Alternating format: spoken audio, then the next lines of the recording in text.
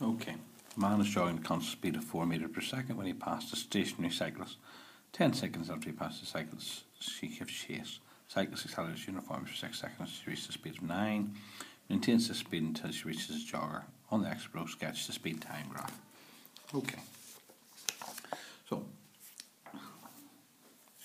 we'll have the graph here of the jogger.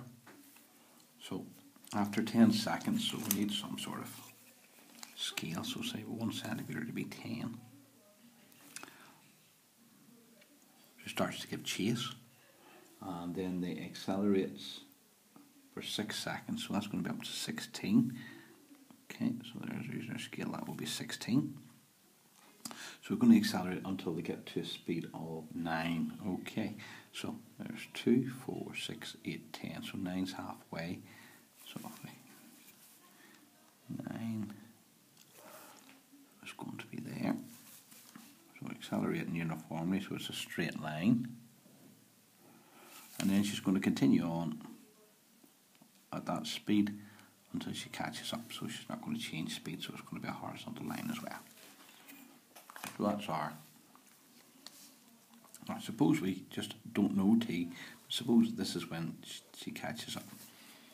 Okay, so then the second part of the question is calculate the time taken.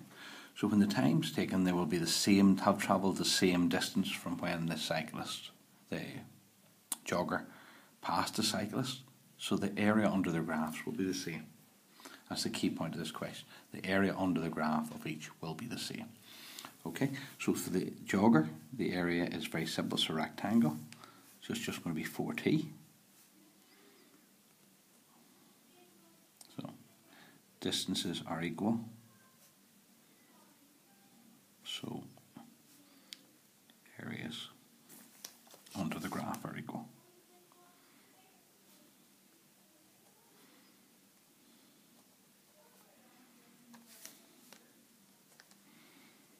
Okay, so the area under the jogger's graph is 4t. Now, if we have a look at the shape of the cyclist graph, it's a trapezium.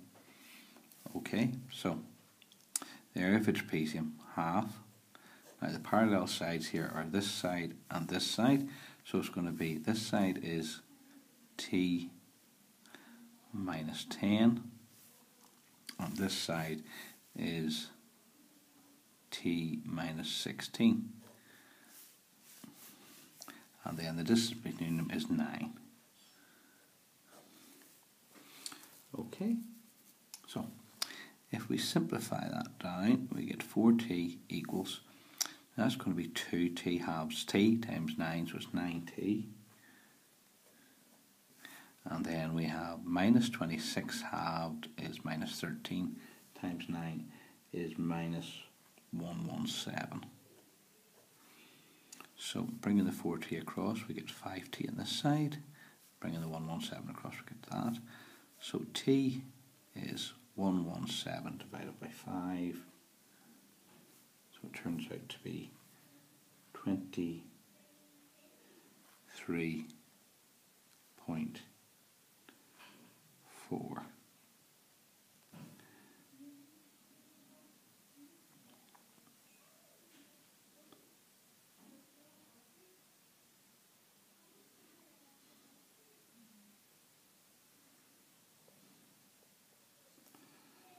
So the time it took the cyclist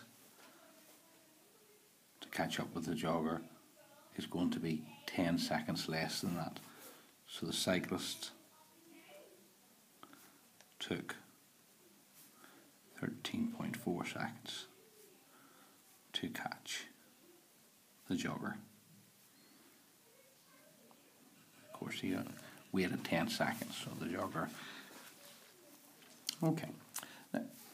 Sorry, I was out of clip there. So as I was just saying, so we've found out that's the two areas.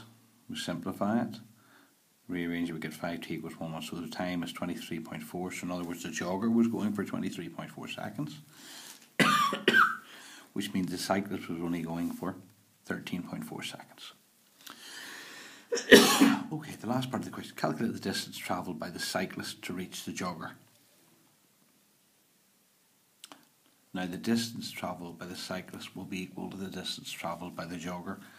So the easier way to work this out is to go 4 times the value of t. So it's going to be equal to 4 times 23.4.